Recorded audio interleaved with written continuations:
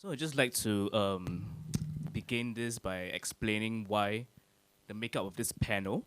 So Mr. Jolovan here, I hope, can provide the sentiments from the ground because he has been working with the migrant workers and being an activist and a social worker. We have these two filmmakers here who will be more than willing to respond to any questions to their films, and we can also ask them about why they are interested to feature such topics in their moving images. And of course, Yi Wei here, who is actually an expert in both the diaspora and transnationalism topics and also Singapore cinema, will be able to provide us the links between the social and the cinema. So maybe I can just begin this panel by asking the filmmakers here, like, okay, so I think Kirsten is actually a Singaporean based in New York, while Vladimir is a Serbian based in Singapore. So do your like migrant experiences actually influenced what we saw just now, or not really? Okay, maybe we just start with Vladimir because it's very clear that in the body of works there are a lot of such topics. Hello? Okay. Uh,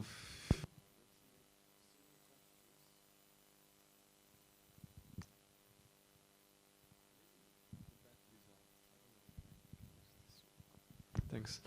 Yeah, there are so many questions, but one, and they're complicated. So I don't know where to start.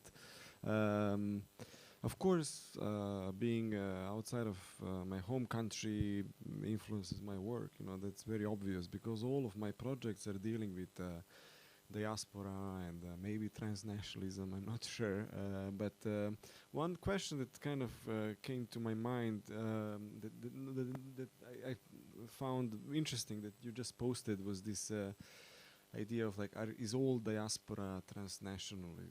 And so I just found, I mean, watching these two clips for me was also very interesting. I think you guys got just a very fragment of this film, so it was maybe a bit difficult to understand what's going on. But what I discovered is that the way that this woman from China eats her food, and the guy from Japan, how he eats his food in silence, kind of correlates the way that workers eat their food on the construction site.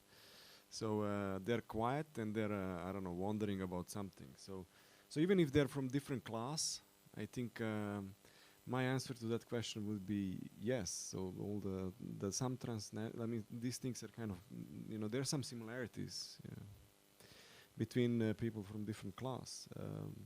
You know, I live in Jurong. A lot of these workers live in Jurong. We can say, you know, they work on Sundays until 5 o'clock. I work on Sundays. I don't know what are my working hours. They work, of course, in different conditions. After about few months, they lose a lot of weight and they look older. So maybe a different pace than the foreign talents gets older. So I don't know.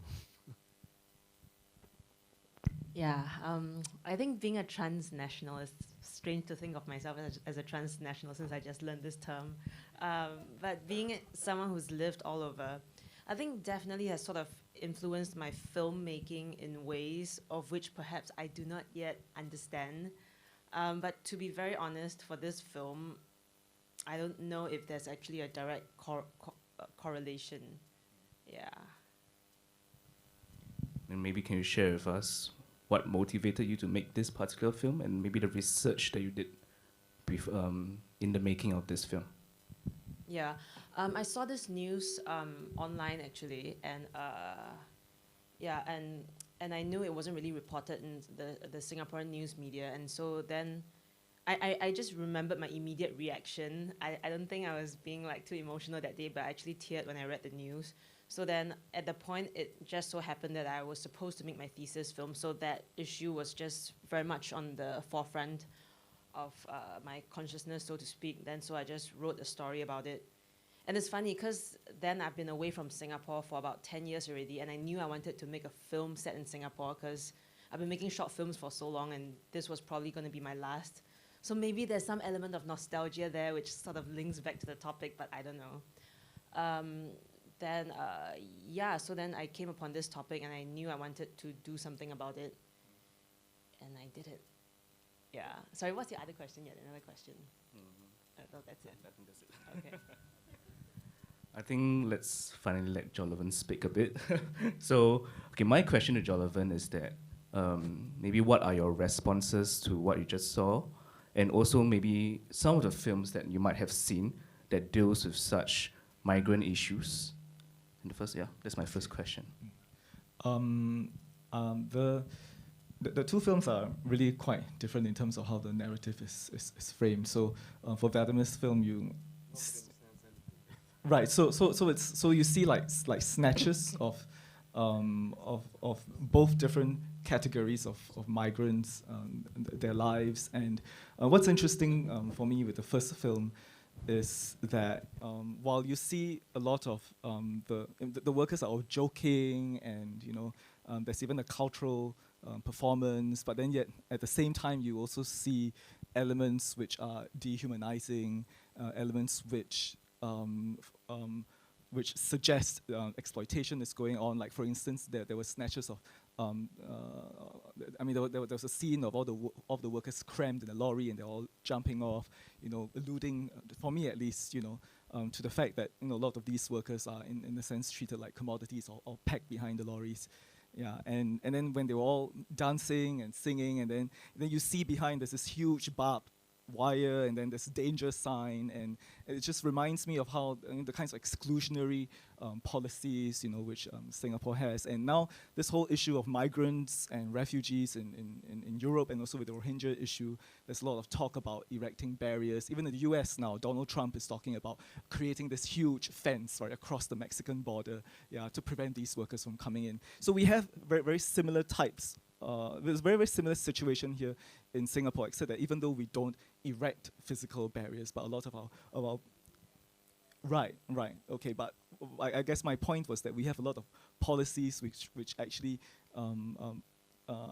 erect these barriers. I mean, the policies itself are barriers in the first place. And what I've also heard from the immigration authorities is that along the Straits of Johor, near our coast, they actually put barbed wire underneath. Yeah, so this is to discourage undocumented migrants from swimming across the sea to come to our shore. So, and then when I look at the other film about the Japanese and the Chinese woman, and I think there was a bit of suspension for me, because as I was watching the film, I was wondering, okay, so what's going to happen? Yeah, and the so-called surprise at the end was that this guy was actually from Japan, right? And what's interesting is that the whole backdrop is like it's like a very working class kind of background, and you see, and it's a pretty bleak environment, but yet this guy, he can choose. He makes a very conscious choice to want to live in that kind of an environment because it is interesting, right? So in my mind, I think perhaps he kind of exoticizes this kind of living environment and this kind of situation, which is actually, I think, to a certain extent, many of us in the middle classes, for instance, we might exoticize this kind of working class environments, these kind of working class elements. So I see a little bit of that in the film, and it's also interesting that in the second film, where we featured two, what I would assume are expatriates, because this guy, the Japanese guy, works as an architect, but the focus seems it's a lot more mundane in that sense. You just have shots of them eating and then lying on a hammock, and then walking through a market. But then when we look at the first film, right, where the foreign workers' lives are being featured, it's a lot more colorful, right? There's more laughing, and then there's the singing, and then the cultural performances. So I was just wondering why there is a difference in the treatment between these two different types of migrants. So maybe that's a question which, Vladimir, you can answer. So what was your question to me? I think you just answered it. But you just posed a question. Okay. Yeah, so with the Rohingya issue, and that's something which Home, as an organization, we're very concerned about. Even though our main mission is to help low-wage migrant workers, we also look into refugee issues, and we have actually in the past assisted political asylum seekers and refugees. So as an organization, when we read that the government had issued a statement that they would turn the boats away, we were dismayed, and we went to write a letter to the Ministry of Foreign Affairs and the Home Affairs Ministry and ask for a meeting to talk about why we have decided on this course of action. And it was a very long meeting. It was over an hour, and basically the theme, the response from the government and the red thread is that, oh, we are a small country, we won't be able to accommodate so many refugees, and there are also concerns about terrorism. What if these foreigners who come in here, terrorists are among them, and something's going to happen to our country if we allow them to come in. So there is a lot of this kind of paranoia about security concerns and fears, which the state often uses to justify its actions. And what I wanted to say also about your film was, what was ironic about it was that the grandmother, she's the one who has all the resources. She got Milo, she got food, she can provide comfort and succor for this Rohingya girl. But ironically, she's the one who turns her in. And whereas the Malay guy, right, he doesn't appear to have anything, right? And yet he's the one who wants to protect her and to help her. And which kind of like, it's a parallel to what's happening here, because Singapore, we're like this jewel in, we're like this rich, prosperous nation, right? We have all these funding, the resources, and the money to assist refugees, but yet we don't. And yet when the Rohingyas found themselves marooned in Aceh, it was the fishermen there who assisted them and provided them with humanitarian assistance, whereas a country as rich like Singapore didn't do that. So so that parallel in your film was to me very striking, because I could see it playing out in real life. Yeah.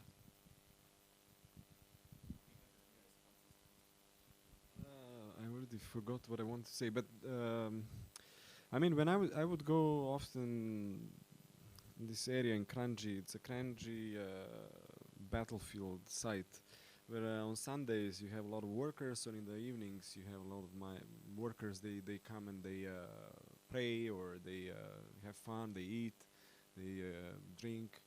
So I love that place for some reason. It's a border between Malaysia and Singapore, and it was a very beautiful place. So one day I went there, and I was lucky to kind of, these guys kind of called me, and I had a camera, and then they started performing.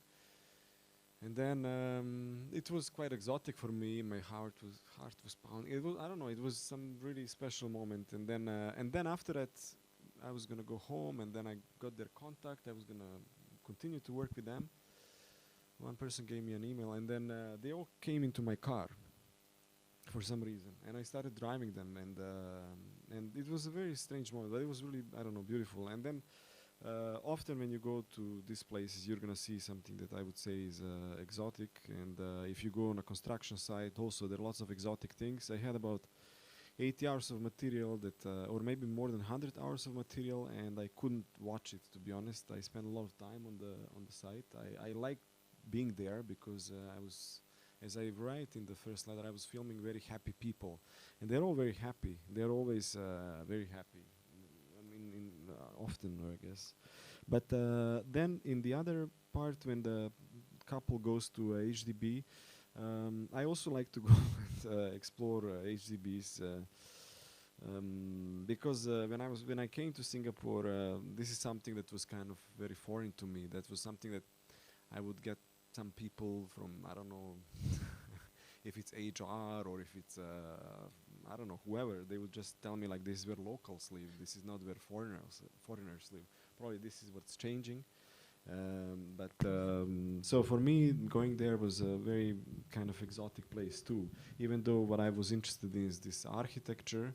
And it's usually, when I go there, it was always very quiet and not many, I could just hear TVs from the apartments and look at beautiful architecture. Yeah. Can I ask, how did you manage to get into the construction site? Because when I try to visit construction sites, I get chased away. Yeah, I tried many times, and I was not successful. And then there was a construction next to my house, which was in a university, so I managed to get through the university through personal connections. I tried to get into their dormitories. It was impossible.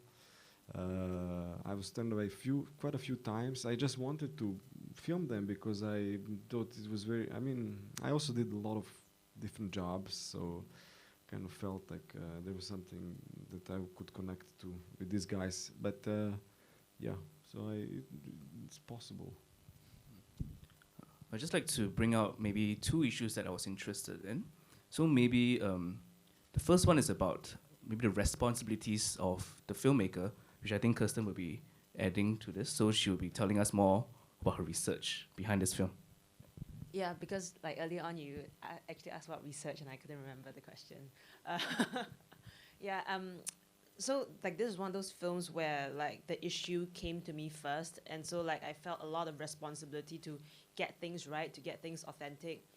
But then the problem came actually when I started researching, and I just realized that literature online were mostly about like the fact of the Rohingyas being refugees, how much they're extreme, like the genocide, but there was actually nothing about their culture and almost like nothing about their language. So then I for once understood what that means to be marginalized, in a way that all you're known for as a community, as a group of people, is how you're being like systematically slaughtered. And so like that also like kind of made me sad.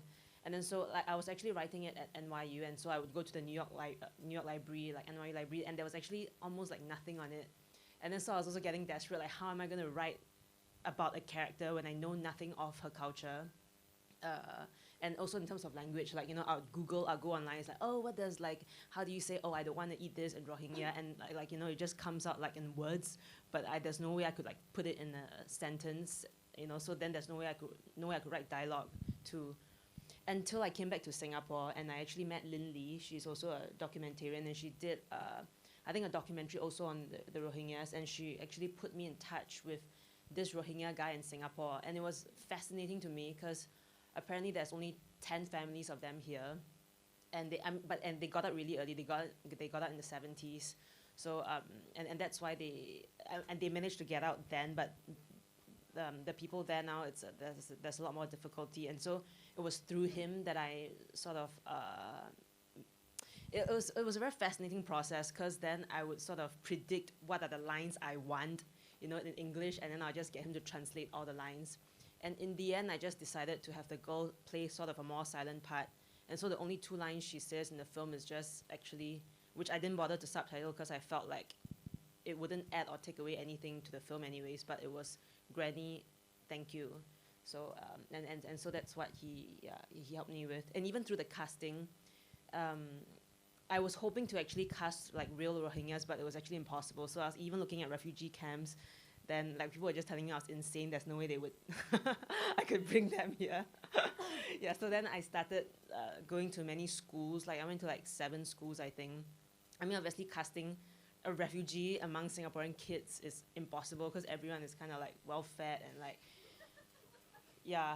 And also casting someone who sort of responsibly looks like the girl in a way was tough, because in some ways like the Rohingya is kind of a bit Bangladeshi, but at the same time when I was just looking at all their photos, they also have this slightly European flavor to them. So then I just thought that I wasn't enough of an expert eye to see actually who looks like a Rohingya, until I went to my guide and I gave her a list of like the people I was auditioning, and he actually helped me pick the girl too. Yeah. And in some ways, like I feel like my sort of rigor in trying to keep things authentic was to, in my very little way, sort of honor them. Yeah, in the little like way I can, I guess. Yeah. Okay. I think I would also like to ask both Yi Wei and Jolovan, because you guys are not technically filmmakers. Maybe what do you guys think of, firstly, the responsibilities of the filmmakers? Because we've seen a lot of films in recent times, down to the box office stuff, like Kelvin Tong's The Maid, for example, or Eric Khoo's The 12 Stories, and these kinds of films to more indie art house fare, like maybe the ones that we just saw, and also like Anthony Chen's Ilo Ilo. So there are a lot of all these examples. So I want to talk about maybe responsibilities of the filmmaker and also the power of the image. How did these films also maybe affect the real life situations And I'm just interested to know from maybe the both of you, the perspectives.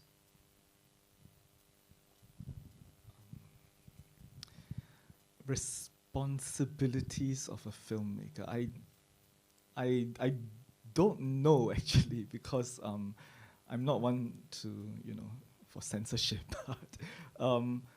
I guess it's not to treat a subject in a unidimensional way, I suppose, especially if we're talking about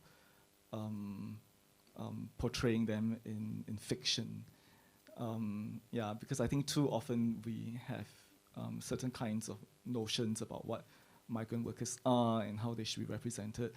I mean, from an NGO, I think my NGO is very guilty of doing that, actually, because we always generate content and articles and stories and issues about migrant workers who are victimized. Yeah, so this is something which I also ask myself as a practitioner.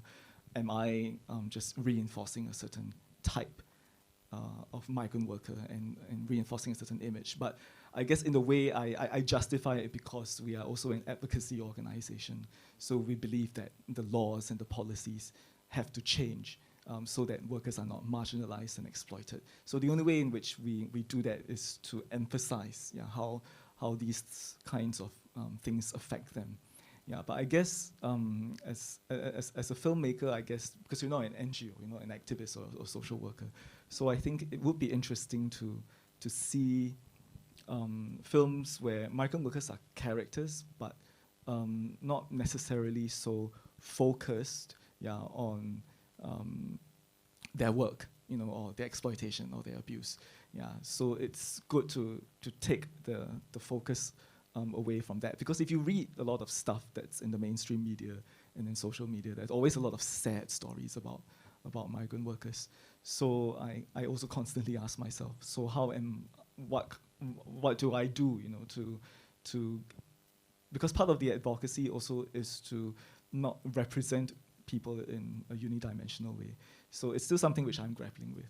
Yeah, and I think for filmmakers especially, so there are certainly more ways in which representations can be done.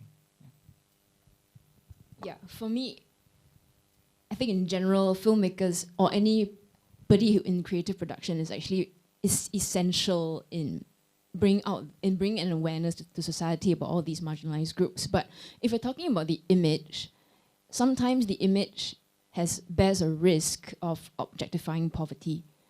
Like, for example, there was this advertisement about migrant workers and the Coke, when they were given Coke. Yeah, I found that to be rather patronizing, actually. So because they present migrant workers as people who have no other individuality other than their labor. So that's what I mean when I said just now, when the body becomes a site of labor, and therefore it just completely defines their self-worth. So I think the image can have a danger of doing that. But so it's actually the responsibility of the filmmaker to think about how we should have a more broad and less biased representation of transient workers or people who are more on the margins of society. Because as someone from the middle class, from the majority, I think sometimes there's this guilt that we call the middle class guilt, that we want to portray somebody and we want to bring an awareness to society, but inevitably when we do that, there is somehow that slippage into objectifying poverty, and just giving a very, very one-dimensional representation of the migrant worker. So I thought Vladimir's film was good because he actually brought out both what they do in their spare time, in their free time, actually enjoying themselves, because they're not just workers, they're also human beings, and also the parts where they were actually being exploited at a very, very harsh workplace. Yeah, and actually, like, I feel like there are a lot of interesting points brought out. And for me, I guess how I sort of get by it is to stop seeing things as symbols, and that characters actually should have analyzed it like a kind of interiority that sort of, like, in some ways they are also more than just that label of being a migrant worker.